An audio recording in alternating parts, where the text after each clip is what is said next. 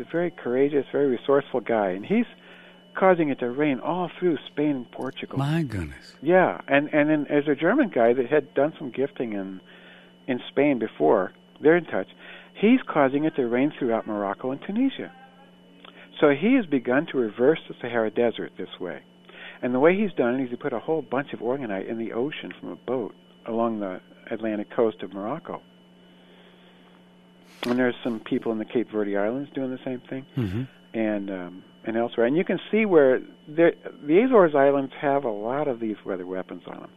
And the rain that's hitting Spain now so thoroughly, it's coming from the Gulf area, right? The Gulf Stream follows the Gulf Stream, right. But it's taken a big detour around the Azores where all its weaponry is in effect. You can see it with the satellite imagery. So then the key to balancing out the weather is just more and more of the tower busters and more of any tower that you see.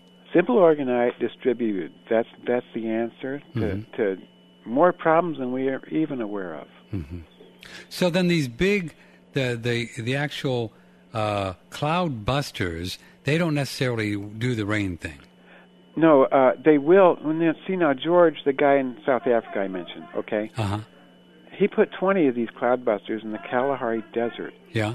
Before he went and busted all those weapons on the Indian Ocean coast. Yeah. Okay, when he put the cloud busters there, and Carol suggested the places. She looked at a map and she suggested where to put these because she could see the vortices, the natural Earth vortices, on the map. Okay, she could visualize it.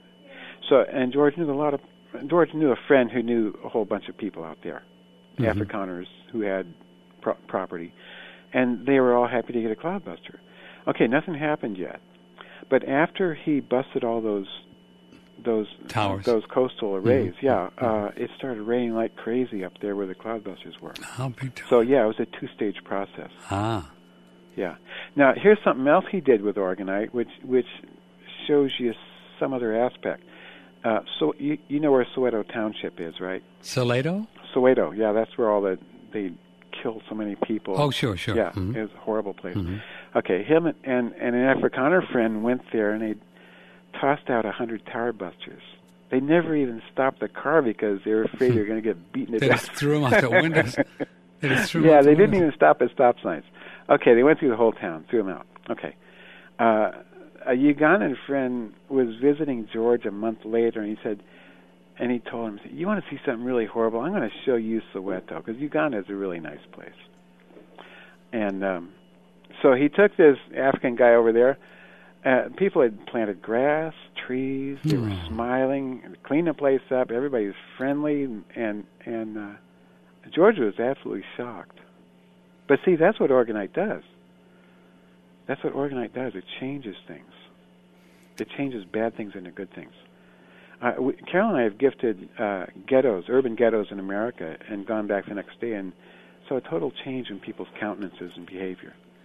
And this negative energy, is this as part of physical reality, do you suppose? In balance, there isn't a whole lot of it in nature because it's the energy of decay. Okay? And nature, it really wants to be more...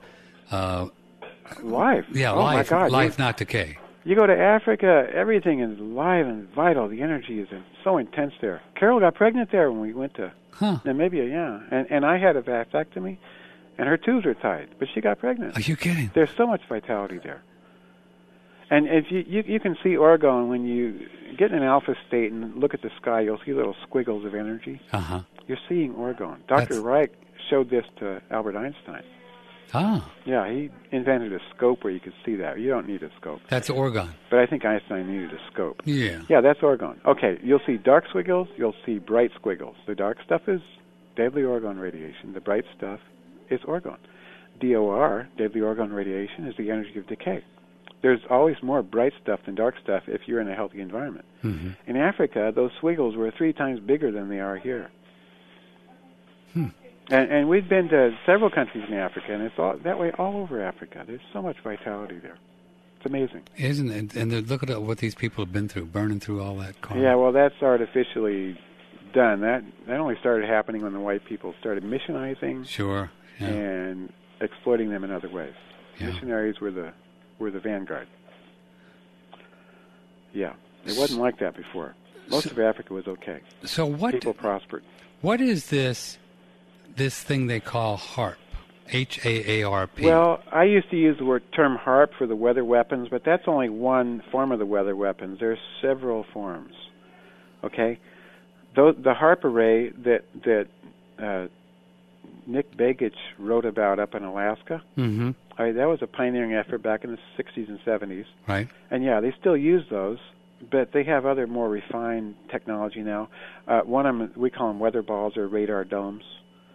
And yeah, they may be radar, but they're the worst energy comes out of these radomes. But it takes very little orgonite to disable these.